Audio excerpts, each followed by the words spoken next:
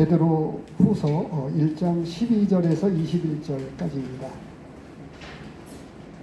베드로 후서 1장 12절에서 21절까지입니다.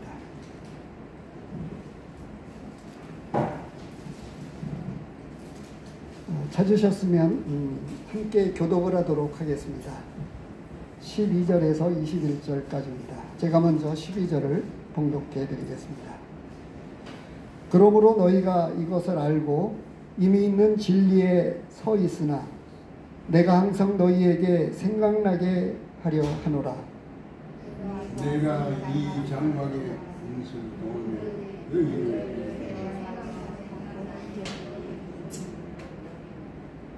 이는 우리 주 예수 그리스도께서 내게 지시하신 것 같이 나도 나의 장막을 벗어날 것이 임박할 줄을 알미라. 내가 그리스도 너희로 하여금 나의 하나님 위에라도 필요할 때는 이런 것을 생각나게 하려 하노라. 우리 주 예수 그리스도의 능력과 강림하심을 너희에게 알게 한 것이 교모에 만든 이야기를 따른 것이 아니요 우리는 그의 크신 위엄을 친히 본 자라. 지극히 큰 영광 중에서 이러한 소리가 그에게 나기를 이는 내 사랑하는 아들이요 내 기뻐하는 자라 하실 때에 저가 하나님 아버지께 존귀와 영광을 받으셨느니라. 이 소리는 우리가 그와 함께 거룩한 산에 있을 때에 하늘로부터 난 것을 들은 것이라. 또 우리에게 더 확실한 능력이 있어 어두운 데 비치는 덕분과 같더니 자리 세워 색적이 너희 마음에 떠오르는 까지 너희가 이것을 주의하는 것이 다합니다. 먼저 알 것은 성경의 모든 예언은 사사로이 풀 것이 아니니 예언은 언제든지 사람의 뜻으로 된 것이 아니오 오직 성령의 감동하심을 받은 사람들이 하나님께 따라 말하는 것입니다. 오늘 이 말씀을 가지고 말씀의 등불로 인도하심을 받으라 라고 하는 제목으로 이 말씀을 함께 나누도록 하겠습니다. 이 말씀 가운데에서 가만히 살펴보면 강조하고 있는 말씀이 있습니다. 말씀이 반복되고 있는 구절을 한번 찾아보시겠습니까? 어떤 말씀이 반복이 되고 있을까요?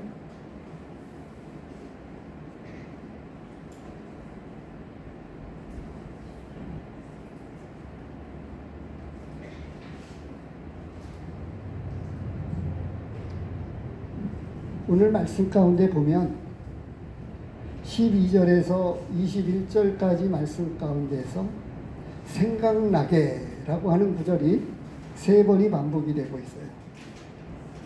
12절에서 생각나게 하려 하노라. 13절에서 생각나게 함이 옳은 줄로 여기노니 라고 말씀하고 있고 15절에서 다시 생각나게 하려 하노라 이렇게 말씀하고 있습니다. 무엇을 생각나게 하려고요? 하나님의 말씀을 생각나게 하려고 합니다 라고 이렇게 말씀을 하고 있습니다. 오늘 말씀의 전제는 12절에 이미 있는 진리에 서 있으나 라고 하는 거예요. 전제되어 있는 것이 진리 안에 굳건하게 서 있는 성도들에게 말씀을 하고 있습니다. 굳건하게 있는 성도들에게 하신 말씀이라고 하는 것입니다. 그 나약해지고 침체되어 있는 성도들에게 하신 말씀이기보다는 진리 가운데 굳게 서 있는 그런 성도들에게 하신 말씀이었습니다. 이미 앞에 나와 있는 내용들을 보면 이 큰 환난 가운데에서 세속에 물들지 아니하고 또 핍박과 환난이 있지만 그런 것들을 결코 두려워하지 않는 가운데서 주님을 섬기고 있는 성도들이었음을 앞의 내용을 살펴보면 잘 알 수가 있습니다. 4절에 보면 이로써 그 보배롭고 지극히 큰 약속을 우리에게 주사 이 약속으로 말미암아 너희가 정욕 때문에 세상에서 썩어질 것을 피하여 신의 성품에 참여하는 자가 되게 하려 하셨느니라 라고 말씀을 하신 것을 통해서 이 성도들에게 주신 약속, 재림과 부활과 다시 오심에 대한 약속이 우리 성도들에게 남아 있습니다. 그리고 이 약속으로 인해서 세상에 썩어질 것을 피해서 하나님의 말씀을 따라 살면서 성도들의 삶이 그 인격까지도 변화되어져서 신의 성품으로 참여하게 되었다라고까지 말씀을 해주고 있습니다. 이렇게 이 진리 안에 서 있는 성도들이 이제 이 어떻게 살아야 되느냐라고 하는 것은 말씀을 항상 생각하면서 떠나지 말라고 하는 것입니다. 첫 번째로 이것을 우리에게 강조해서 반복적으로 생각나게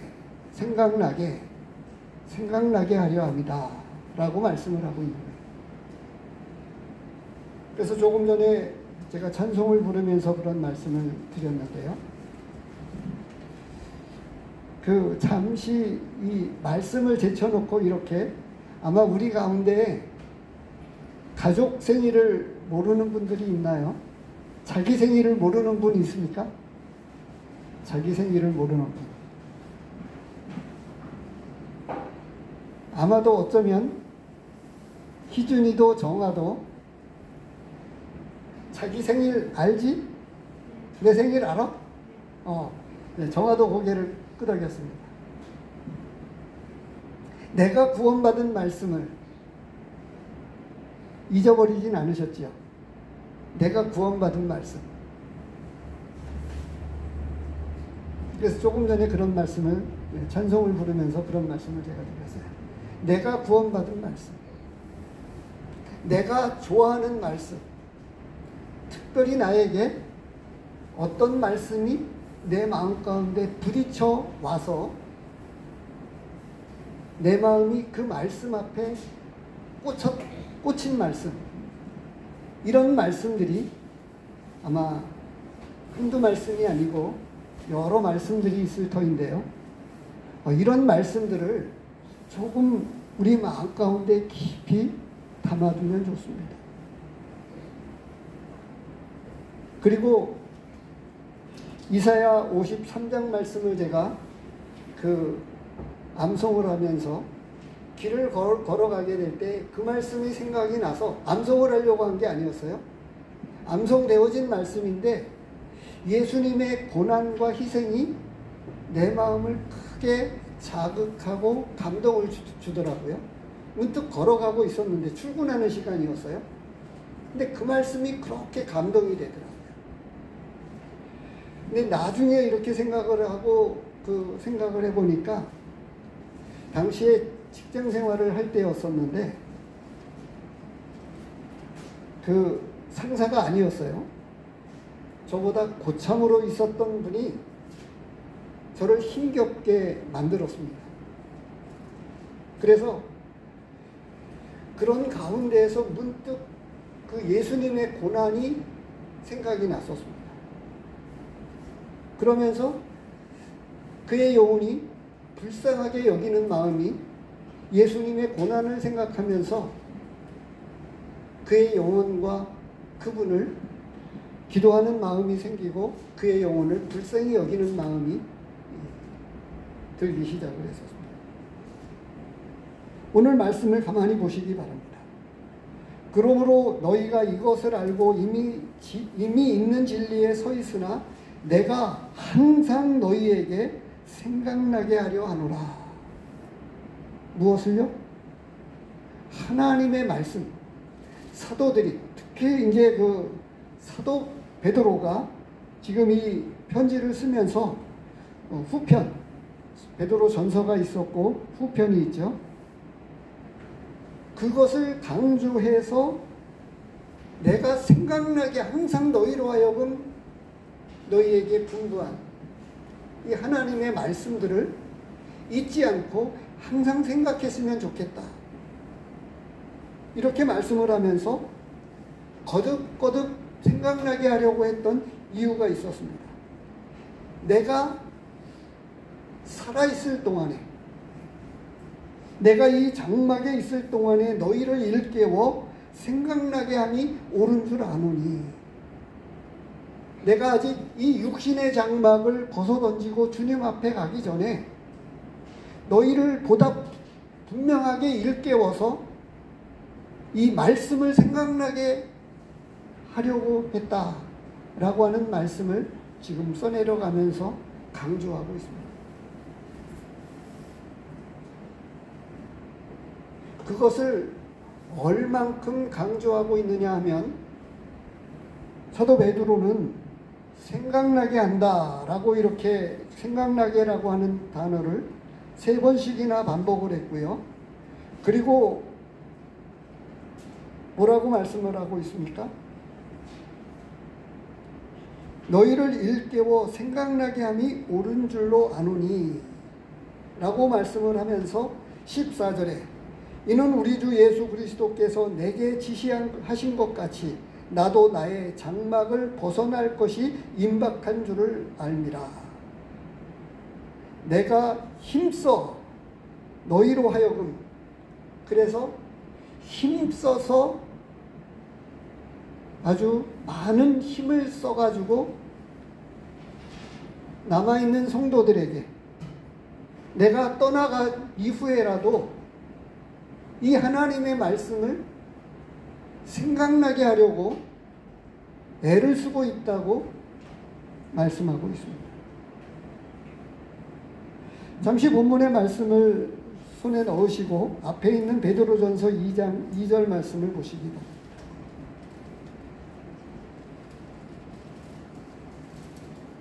2장 2절 말씀을 같이 읽겠습니다. 시작. 갓난 아이들 같이 순전하고 신령한 젖을 사모하라. 이는 그로 말미암아 너희로 구원에 이르도록 자라게 하려 함이라. 하나님의 말씀을 사모하라고 말씀하고 있습니다. 이미 전편에서도 이 하나님의 말씀을 사모하라고 말씀하고 있습니다. 그리고 이 말씀을 사모해야 되는 그 이유를 전편에서는, 베드로 전서에서는 뭐라고 말씀을 했냐 하면 구원에 이르도록 자라게 하려 합니다. 말씀하고 있어요.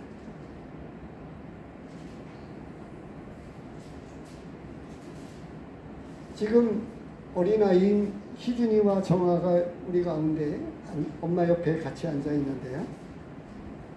이 아이는 잘 먹어야 큽니다. 마찬가지입니다. 구원받은 성도가 하나님의 말씀을 통해서 이 공급받지 않으면 자라지 못합니다. 그리고 이 말씀을 사모하라고 말씀하고 있는데 우리 안에 계신 성령이 이 하나님의 말씀을 사모하게끔 합니다. 우리 안에 있는 성령과 내 마음이 일치가 되어졌을 때 하나님의 말씀을 사모하게 됩니다. 사도행전에 보면 그 17장에는 베레아 사람에 대한 이야기가 나오고 있습니다. 이 베레아 사람에 대한 이야기를 잠시 살펴보겠습니다. 17장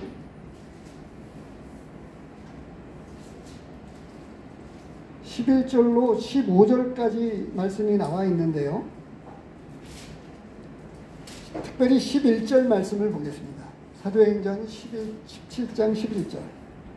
베레아에 있는 사람들은 데살로니가에 있는 사람들보다 더 너그러워서 간절한 마음으로 말씀을 받고 이것이 그러한가 하여 날마다 성경을 상고하므로 12절이 더 중요합니다. 그 중에 믿는 사람이 많고 라고 되어 있어요. 하나님의 말씀을 사모해서 하나님의 말씀을 간절하게 받는 이 일을 통해서 어떤 일이 일어났느냐 하면 믿는 사람들이 많아졌다고 되어 있는 거예요. 그리고 베레아 사람은 어떻게 해서 데살로니가에 있는 성도들보다 더 말씀을 사모하게 되었을까요? 더 간절하게 말씀을 받기를 원하게 되었을까요? 무엇이 어떤 작용을 해가지고 하나님의 말씀을 사모하게 만들고 하나님의 말씀을 간절한 마음으로 받기를 원하게 되었을까요?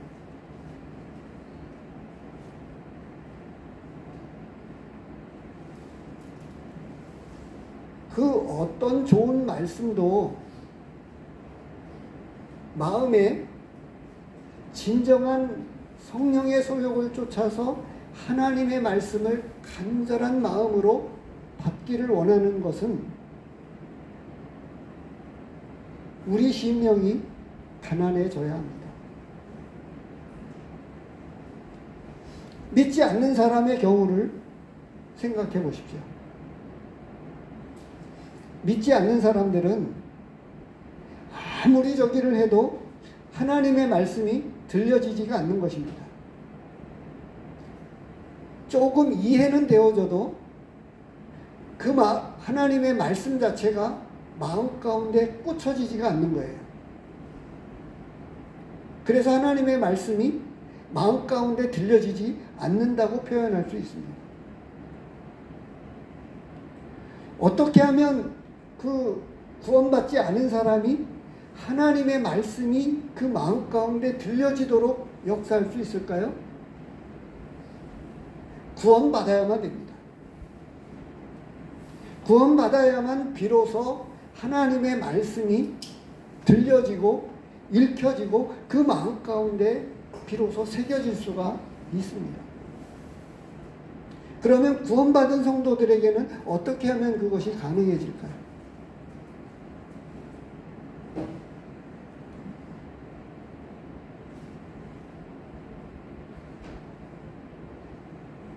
마태복음 4장에 있는 말씀을 우리가 기억하고 있는 대로 무엇이죠? 광야에서 예수님께서 시험을 받으셨습니다. 마귀에게 시험을 받았어요. 그러면서 이 돌들로 떡덩이가 되게 하라고 하는 시험을 받았을 때 예수님께서 무슨 말씀을 하셨죠? 사람이 떡으로만 살 것이 아니에요. 하나님의 말씀으로 살아야 된다고 말씀하고 있습니다.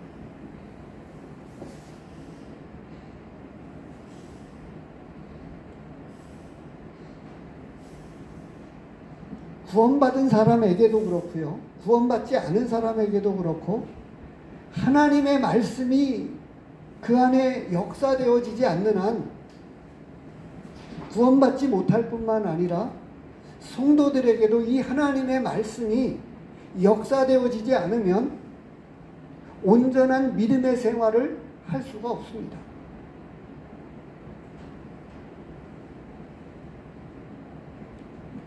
그래서 예수님께서는 사람이 떡으로만 살 것이 아니오 라고 말씀을 했습니다. 뿐만 아닙니다. 신명기 6장을 보도록 하겠습니다.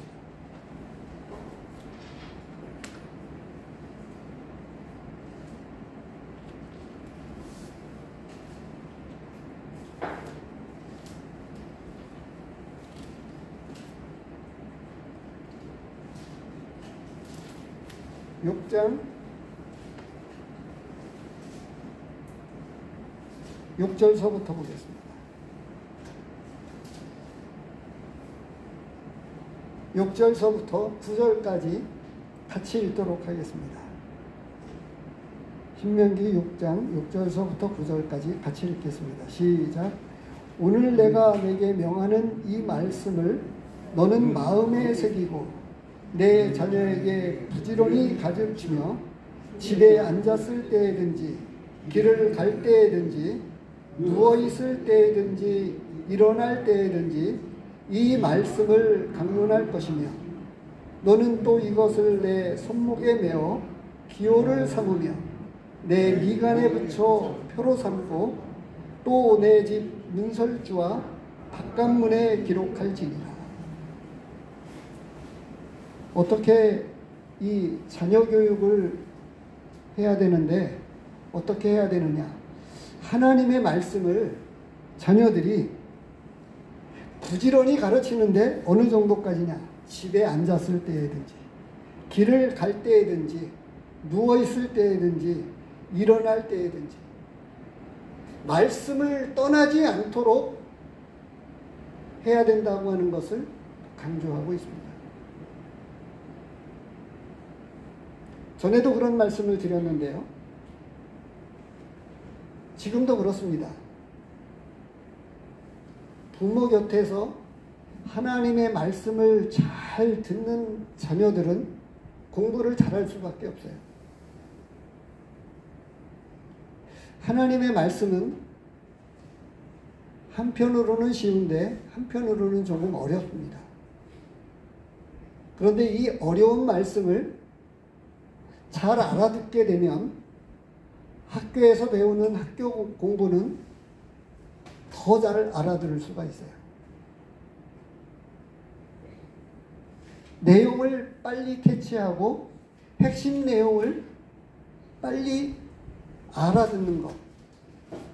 그러면 하나님의 말씀을 그렇게 잘 알아듣게 되면 학교 공부는 그만큼 더 빨리 알아듣게 되고 배우기가 쉽다고 하는 거예요. 그래서 이전에 서울에 있었을 때 이 어려서부터 잘 참석했던, 심지어는 어느 정도였냐면요,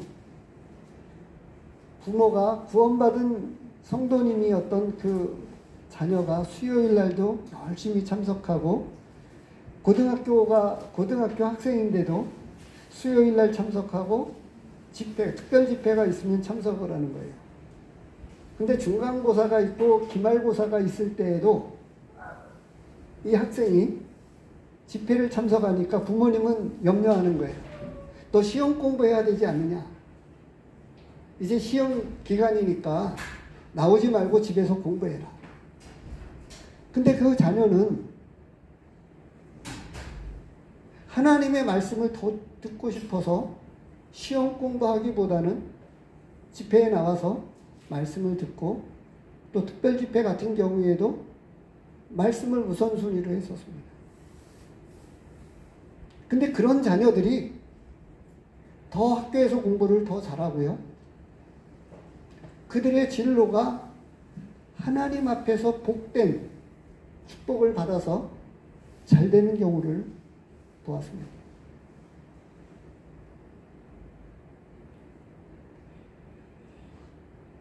하나님은 이와 같이 하나님의 백성들에게 이 자녀들을 축복해 주시기를 원하는데 전제 조건이 지금 이와 같은 말씀들로 이야기하고 있는 거예요.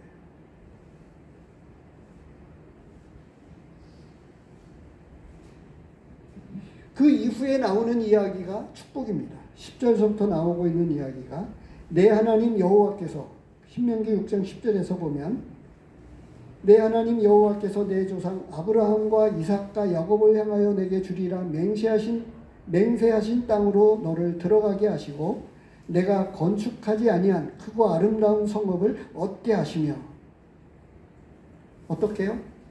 하나님을 경외하며 잘 섬기게 될 때에 그리고 그 자녀들이 동일하게 부모의 신앙을 이어받아서 온 하나님의 백성의 자녀들까지 하나님을 경외하게 될 때 이와 같은 축복을 해주신다라고 말씀을 하고 있는 거예요. 건축하지 아니한 크고 아름다운 성읍을 얻게 하시며 11절에 끝에만 읽겠습니다. 내가 심지 아니한 포도원과 감람나무를 차지하게 하사 내게 배불리 먹게 하실 때에 배불리 먹게 하시겠다. 이렇게 말씀해 주시고요. 그래서 구약이나 신약이나 하나님의 말씀을 아주 많이 강조해서 사모하라고 되어 있고 항상 이 말씀을 떠나지 않아야 된다라고 말씀을 하고 있습니다.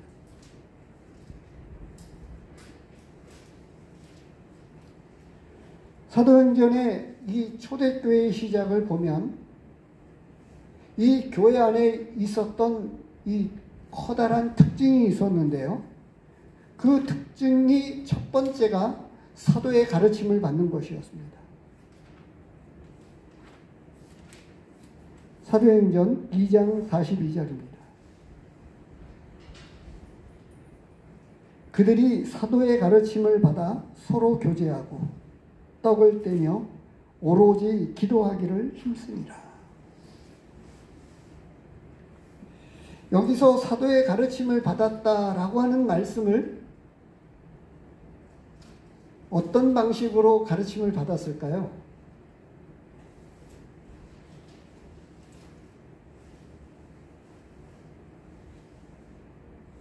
어떤 방식으로 가르침을 받았을까요?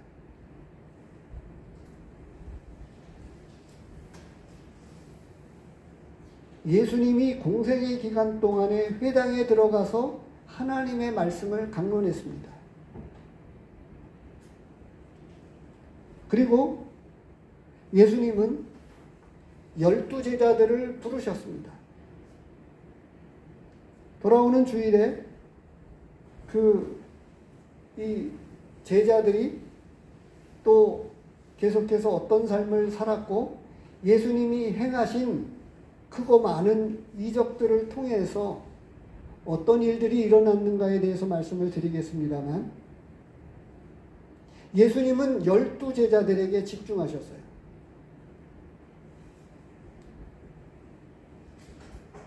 회당에서 강론을 하시기도 하셨지만 예수님은 12제자들을 모아놓고 조용하게 그리고 깊이 있게 믿지 않는 사람들에게는 알아듣지 못하는 비유를 들어서 말씀을 하시고 제자들에게는 그 비유된 말씀조차도 풀어서 자세하게 말씀을 가르쳤습니다.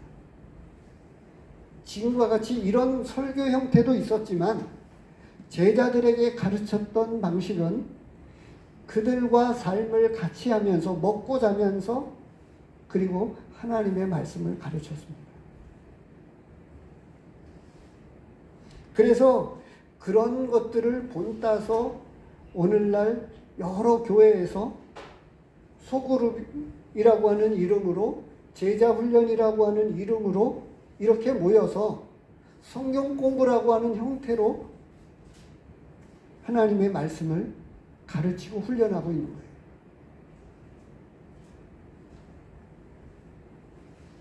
저는 이런 말씀들을 가지고 설교 시간에서조차도 화답하면서 말씀을 나누고 싶습니다. 조금 전에 내가 구원받은 말씀을 한 구절씩 소개하기도 하고 내가 좋아하는 말씀을 한 구절씩 같이 나누고 교제해 가면서 그리고 지금 제가 드렸던 이런 질문 사도들이 더해지는 성도들 그리고 모여있는 성도들에게 가르쳤던 방식이 어떤 방식이었겠느냐라고 하는 거죠. 말씀은 명확하게 나와 있지 않습니다. 어떤 방식으로 가르쳤는지 모르지만 그런데 사도들이 힘써서 모여있는 성도들과 여러 이 교회 안에서 이 하나님의 말씀을 가르쳤습니다.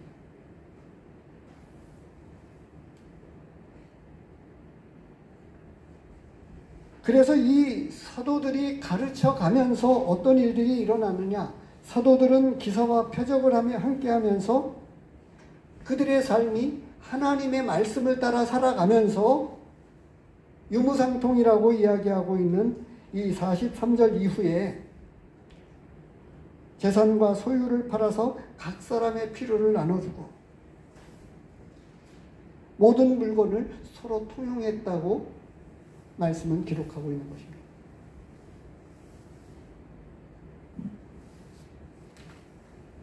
본문으로 돌아와서 말씀을 드리면 사도 바울은 힘을 써가면서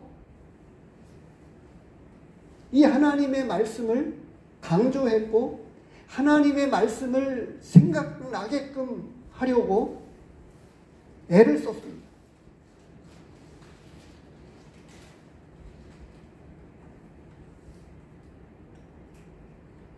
자기가 떠난 이후에라도 항상 생각나게 하려고 이 하나님의 말씀을 힘주어 강조했습니다.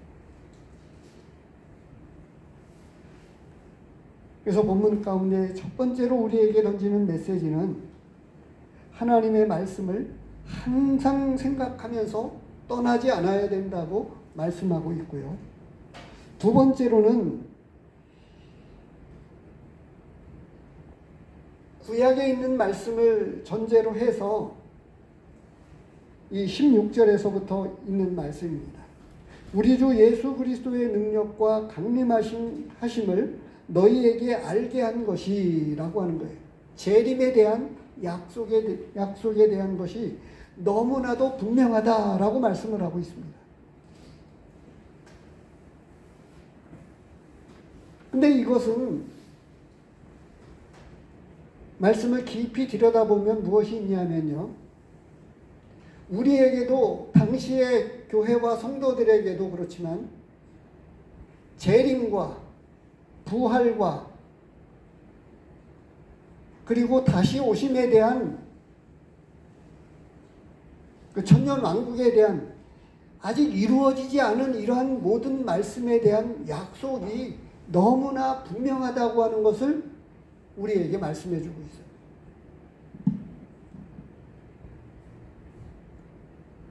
신약 성경의 많은 내용들 가운데 보면 무엇이냐 하면 특별히 예수님의 재림에 대한 그리고 이 말씀 가운데에서도 예언에 대한 말씀으로 이렇게 표현되어지고 있는데요.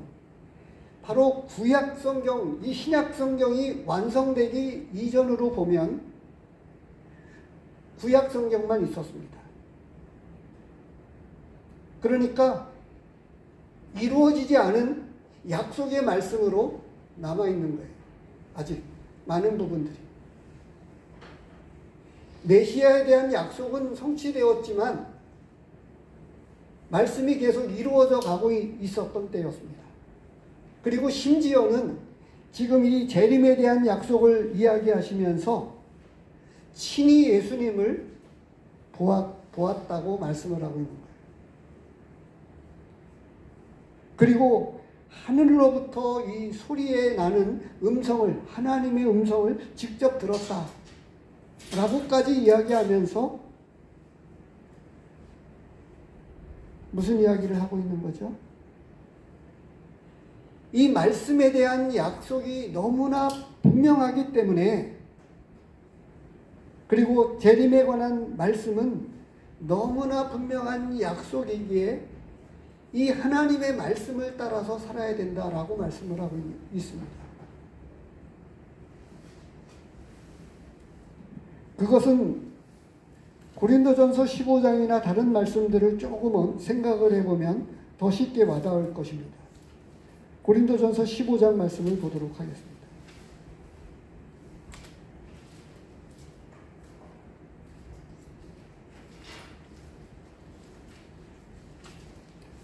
(15장) 말씀이 이 부활과 이런 것과 관련해서 말씀을 하고 있는데요.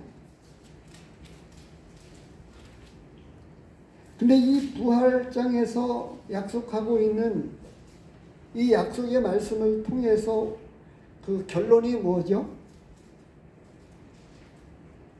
58절입니다. 결론으로. 그러므로 내 사랑하는 형제들아, 견실하며 흔들리지 말고 항상 주의 일에 더욱 힘쓰는 자들이 되라. 이는 너희 수고가 주 안에서 헛되지 않은 줄 알미라.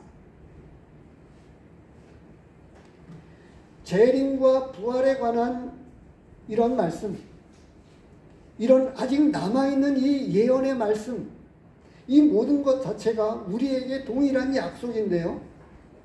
이런 약속이 우리로 하여금 주님을 더 잘 섬기게 만드는 동기부여가 되고, 말씀을 따라 사는 삶 가운데서 진짜 축복이 뭐냐? 우리가 지금 마태복음을 보고 있는 대로 너희 보물을 하늘에 쌓아두라고 말씀하신 게 뭐 때문에 그래요? 이 세상은 지나가고 진짜 우리에게 다가올 천국, 부활에 관한 이러한 모든 것이 우리에게 돌아가야 할 곳, 본향이라고 하는 것, 그것을 위해서 사는 것입니다.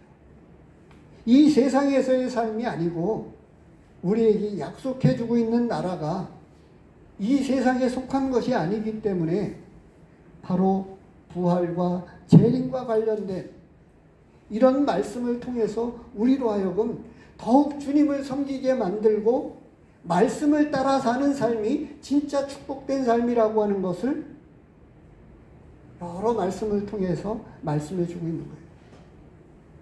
궁극적으로 그렇게 가르치는 말씀들이 진짜 이렇게 말씀을 따라 살면 진짜 축복을 받는다.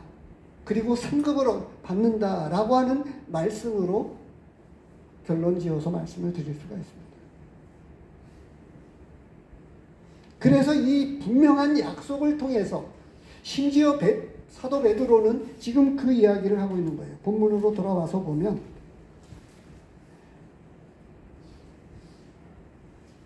공교히 만든 이야기가 아니다라고 16절에서 이야기하고 17절에서 지극히 큰 영광 중에서 이러한 소리가 그에게 나기를 이는 내 사랑하는 아들이요 내 기뻐하는 자라 하실 때에 그가 하나님 아버지께 존귀와 영광을 받으셨느니라.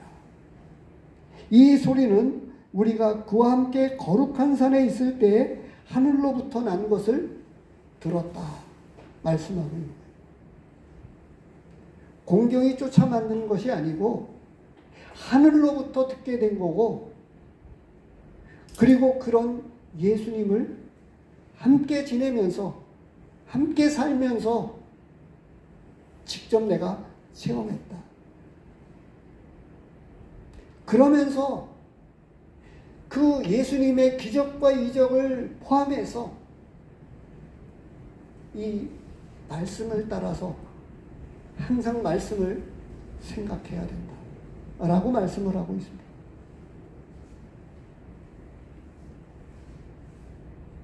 그래서 끝으로 우리에게 해주시고 있는 세 번째 말씀은 예언의 말씀을 따라 인도하심을 받으라고 말씀을 하고 있는 거예요. 아니, 말씀을 따라 인도함을 받으라고 말씀을 하고 있는데 바로 이 19절 말씀에서 이야기하고 있습니다. 우리에게는 더 확실한 예언이 있어 어두운 데를 비치는 등불과 같으니 날이 새어 샛별이 너희 마음에 떠오르기까지 말씀하고 있습니다. 요한복음 14장 말씀을 보면 우리에게 무슨 말씀을 예수님께서 해주셨냐 하면 성령을 통해서 주님은 말씀을 생각나게 하시고 진리 가운데로 우리를 인도하신다고 약속해 주고 있습니다. 바로 요한복음 14장입니다. 26절입니다.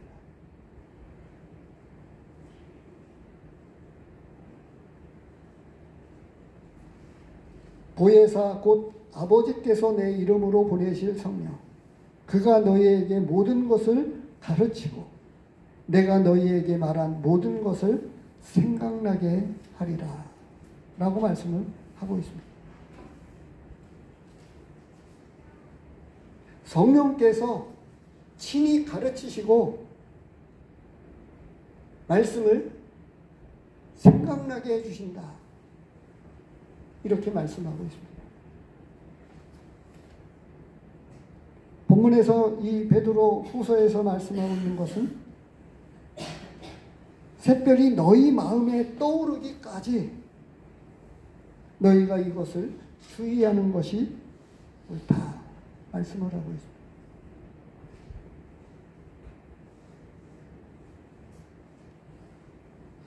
현대어 성경이나 세번역 성경이나 쉬운 성경을 가지고 이 말씀을 쉽게 번역되어 있는 구절을 보면 이 말씀이 조금 더 쉽게 와닿게 될 것입니다. 우리에게 이 약속해 주신 재림과 부활에 관한 이 놀라운 약속의 말씀들이 우리에게는 지금 모든 이구동성으로 느끼고 있지 않습니까? 되어지는 일들을 통해서 곳곳에 일어나고 있는 난리의 소문을 듣고 있는 이것과 기근과 지진, 이제 기근은 점점 더 심해질 것입니다. 근래에 들어서 올겨울은 유난히 조금 더 추웠습니다. 그리고 이상기후의 변화는 갈수록 심해져서 지금 이 우크라이나와 러시아의 전쟁 가운데에서 유럽의 가스를 러시아가 잠궜는데요. 그런데 이상기온으로 인해서 유럽이 따뜻하다고 하는 뉴스 보도를 들으셨는지 모르겠어요. 유럽의 날씨가 초여름 날씨와 같아서 춥지 않으니까 난방을 위해서 가스 사용을 많이 하지 않아서 가스비가 하락했다고 하는 거예요. 날씨가 추워야 이 유럽에 가스를 팔게 되는데 러시아의 계획대로 안 되어져 가고 있다고 하는 것을 뉴스는 오히려 증거해주고 있는데, 이러한 기후변화가 결국 하나님의 말씀대로 되어져 가고 있다고 하는 것을 우리는 알아야 합니다. 오늘 말씀을 정리하면 말씀의 등불로 인도함을 받으라 라고 이렇게 제가 제목을 정해서 말씀을 드린 것, 첫 번째로는 말씀을 항상 생각하며 떠나지 말라고 하는 것을 첫 번째로 본문은 강조하고 있습니다. 그래서 생각나게라고 하는 이 단어를 3번씩이나 써가면서 반복해서 써가면서 말씀을 떠나지 말라고 말씀하고 있어요. 그리고 이러한 말씀의 약속들이 특별히 재림에 관한 것을 포함해서 이 말씀에 관한 약속들이 너무나 분명하다고 하는 것을 우리에게 약속해주고 있습니다. 히브리서 1장에 보면 옛적에 여러 부분과 여러 모양으로 말씀하신 하나님이 선지자들을 통해서 말씀하고 여러 모양으로 말씀하신 하나님이 1장 2절에 친히 아들로 말씀하셨다 이렇게 말씀을 하시면서 이 약속의 말씀이 너무나 분명한 약속이다 라고 하는 것을 사도 베드로는 친히 하늘로부터 들은 것을 포함해 가지고 강조하고 있습니다. 세 번째로는 바로 이 마음에 떠오르기까지 이 말씀을 주의해서 기다리고 깨닫고 살피고 그러해야 된다고, 말씀의 인도를 받는 것이 중요하다고 하는 것을 강조했습니다. 그런데 이런 약속의 말씀을 함부로 사사로이 풀거나 또 이런 말씀들이 특별히 예언과 관련해서 사람의 뜻으로 나지 아니하고 오직 성령의 감동하심을 받아서 기록된 말씀이다. 이렇게 말씀해 주고 있습니다. 하나님의 말씀을 가까이 하는, 그리고 항상 우리 마음 가운데 새기고 정말 말씀을 가까이 하는 그런 축복된 우리 모두가 되었으면 좋겠습니다. 기도하겠습니다.